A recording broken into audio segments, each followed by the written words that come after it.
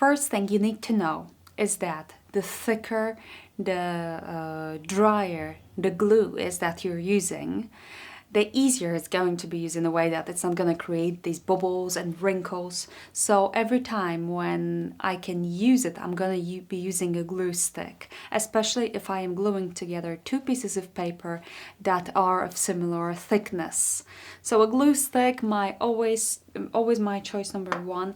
Then a PVA glue for those papers that are maybe bigger, or when I don't have my glue stick, or when the paper is a bit thicker and glue stick might not just be good enough to hold it together. So PVA glue is a glue that dries clear, it's white in a bottle, it's something that kids would use at school, you know. Another similar thing to PVA glue is a gel medium that maybe you have. Gel medium will take a little longer to dry, and it feels to me like it's got more water in it, so I'm trying to avoid it if it's about gluing papers together. PVA glue would be my choice. Another idea is Distress Collage Medium. Distress Collage Medium dries so quick that if you place your paper the right way, it's not gonna make any bubbles or wrinkles. It's really good, I really like it, but it's quite expensive to use as a glue, I think. So I would always go for just plain PVA glue and a glue stick. Another thing that you must remember is that you just have to use an old credit card or a tool like this one, Catalyst. It doesn't have to be as posh, but it has to be clean, so the edges are clean and smooth, because you will be pressing your paper with one of these tools. Very important. So I have a few pieces of paper. These are like wrapping paper or like magazine paper, because it's always going to be more difficult with very thin paper. So I want to show you this on a very thin paper, so you know, you get an idea how it's going to work. Of course, if you would be gluing these two together, then there will be a really high risk of bubbles and wrinkles. If you will be gluing this thin paper onto something a little thicker, then you can work it out, I'm pretty sure, and there don't have to be any bubbles and wrinkles. Now, very important bit is that the less glue, the better. If you put a lot of glue on your paper, then the paper is gonna soak in the glue, the water from the glue is gonna stretch, and it's gonna create these bubbles and wrinkles, and it's gonna be very hard to get rid of them. Absolutely impossible, actually, I would say. So the less glue, the better, and this is the way I would say you should apply it. So with a glue stick, of course, you go around, and there will be any bubbles, there won't be any wrinkles. I love that, especially when you can get a glue that's got straight edges, not a round one, like a square or triangle glue stick. That's perfect.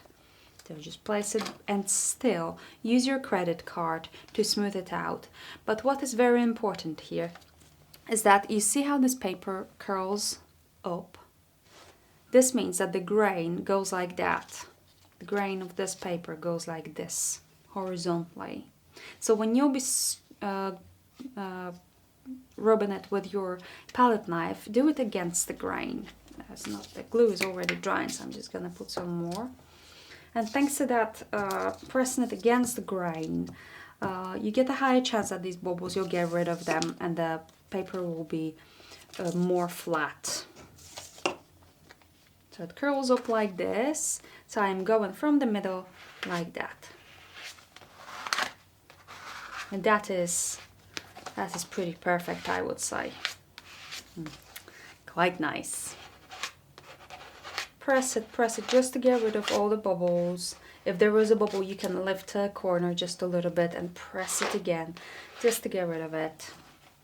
Okay, now with the PVA glue, same rule applies. If it's about grain and if it's about the amount of glue, you don't need much. So shake the bottle so it's all there at the bottom, so it doesn't spread all over your clothes, and just a little bit, like a line even. And with that old credit card, clean old credit card, spread it very thinly. You can hardly see that layer of glue, but it's there. And just to this edge as well. It curls up already, so you know which way to go if it's about credit card. Okay, there wasn't enough glue there, so I still have some left over on that credit card. Just a little bit. It's really good idea to mark on your credit card. I remember, but you can mark which side, which end is for glue and which end is for smoothing it out, so you don't apply a layer of glue on top of your paper.